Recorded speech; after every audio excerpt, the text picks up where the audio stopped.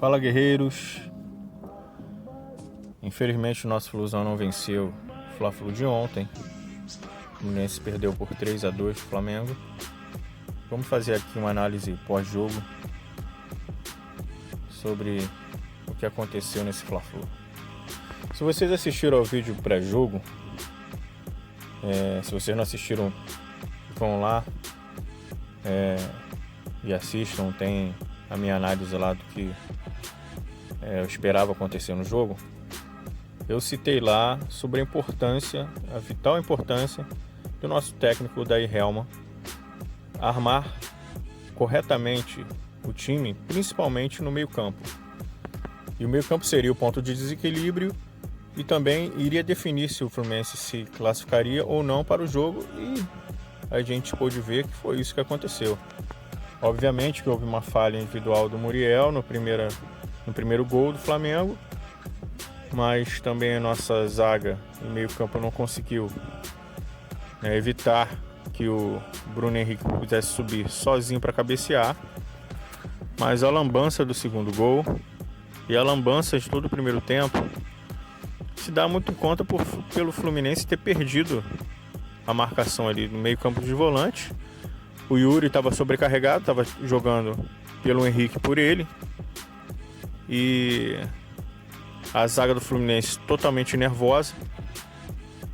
Eu costumo dizer que a zaga do Fluminense parece os Trapalhões. O que eles conseguem fazer de atrapalhada, eles conseguem dificultar a própria vida deles, é inacreditável. O Flamengo, obviamente, aproveitou, fez essa leitura de jogo, aproveitou rapidamente o nervosismo do Fluminense e foi lá e foi cirúrgico, marcou e matou todas as jogadas que pôde matar. A gente ainda contou com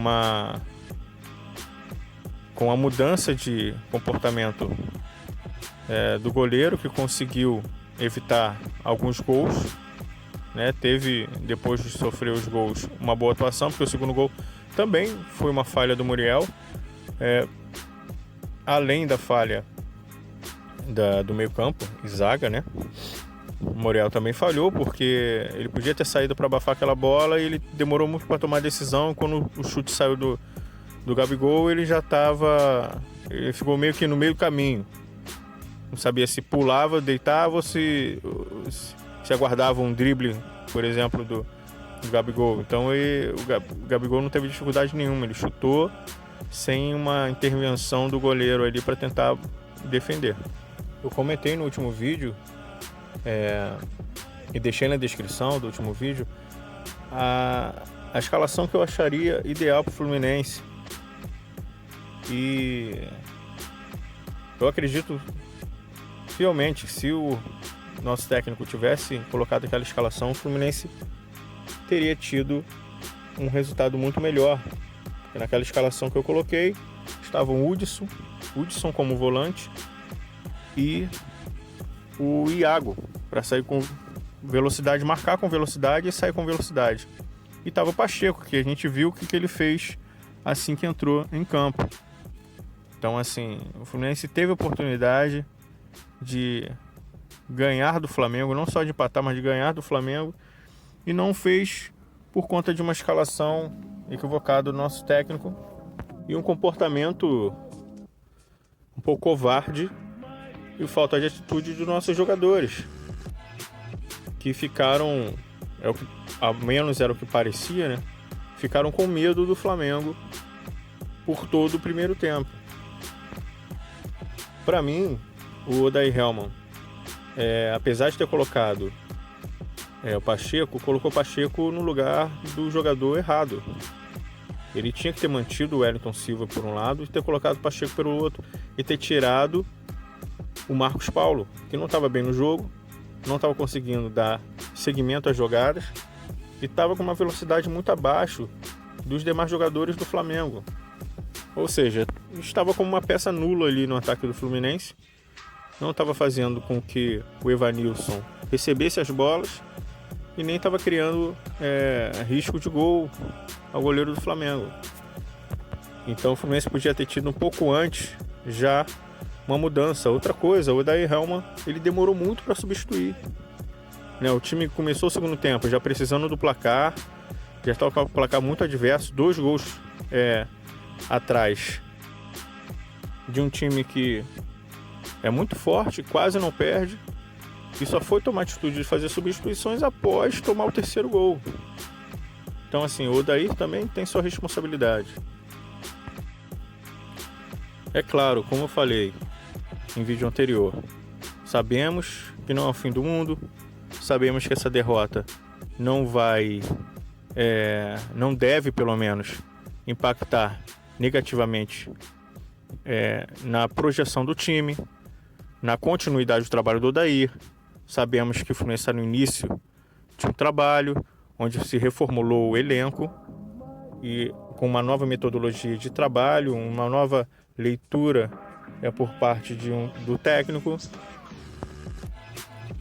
Mas é claro, nós não podemos deixar de fazer análise do que aconteceu em campo, e o que aconteceu em campo foi algo surreal, porque o Fluminense tinha total chance de sair vencedor da partida e não o fez por conta de sua própria incapacidade ou sua própria capacidade de se atrapalhar em situações totalmente tranquilas.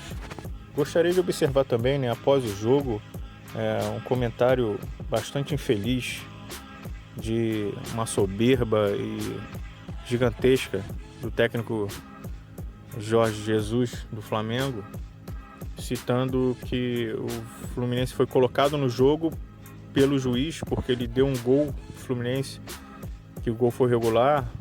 O gol não foi irregular. A nova regra diz que precisa se acompanhar a jogada até o final antes de sinalizar o impedimento. Tem que saber quem vai dar seguimento à jogada, e quem deu seguimento à jogada foi um jogador que estava regular. O jogador irregular, apesar de ter passado pela bola, não quis continuar a jogada. Então foi um desrespeito gigantesco que o Jorge Jesus fez, e também a torcida do Flamengo ontem gritando, fazendo cânticos homofóbicos contra a torcida do Fluminense, contra o clube Fluminense. Vamos ver se o STJD vai fazer alguma coisa, porque quando o Fluminense gritou assassino, né, time de assassino, nós fomos julgados e houve absolvição. Só que eu quero saber se o STJD agora será rigoroso também com o clube Flamengo, porque eles, no jogo logo em seguida, no Fla-Flu seguinte, eles cometeram um erro que também não deveria ter cometido, né? Um grito homofóbico contra o Fluminense. Enfim, galera, eu acredito que o melhor jogador do Fluminense tenha sido Pacheco. Ele chegou e desequilibrou o jogo com muita raça, muita vontade, muita velocidade, força física.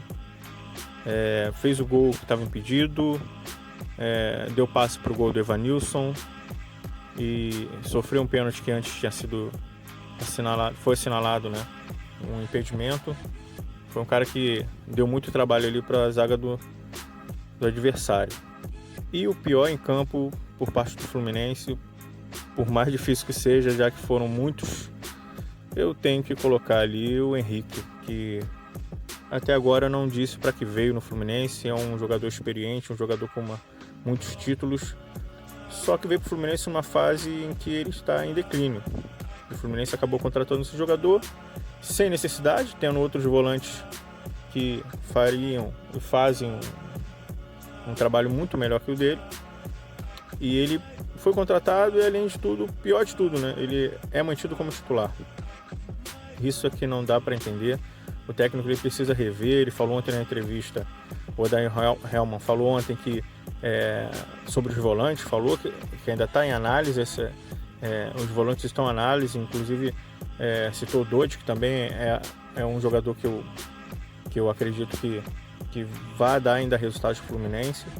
É um jogador que, apesar de ter um pouco de deficiência ali na questão de se apresentar para o jogo, mas quando ele é exigido ali no campo dele, na área dele, ele consegue corresponder. Então, o técnico precisa rever essa questão dos volantes. O Henrique não pode ser titular do Fluminense de forma alguma. Precisamos ter o elenco para todo um ano, obviamente, precisamos contar com todos, mas para titular, o Odair Helman precisa rever o meio-campo do Fluminense, que está lento, está previsível, não está conseguindo acompanhar os jogadores adversários, sejam os times pequenos que nós jogamos, seja o Flamengo.